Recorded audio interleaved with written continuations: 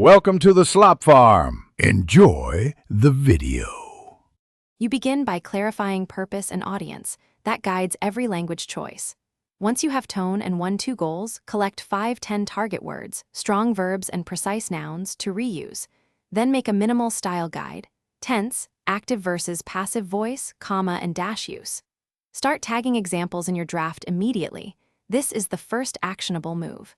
Make sure to mark where figurative language or technical terms belong and keep notes for later revision. Now you apply features deliberately. Use parallelism for clarity and vary sentence length to shape pace. Short sentences add punch, long ones explain nuance. Once done with a paragraph, swap a vague verb for a sensory, concrete one, make modifiers specific. Test one rhetorical device per paragraph, analogy to explain, contrast to sharpen, repetition to emphasize, and read aloud to check flow. Make sure to track where a device strengthens the argument versus where it distracts.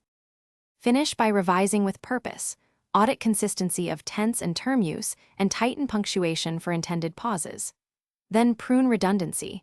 Replace weak verbs plus adverbs with one strong verb and cut needless nouns. Read each paragraph aloud. Adjust rhythm and clarity until the language features work together. If meaning blurs or tone slips, flag those lines and rewrite using targeted swaps. This is the key troubleshooting tip. Isolate the problem, change one feature at a time, and reevaluate. Thanks for watching. Consider subscribing if we helped you today.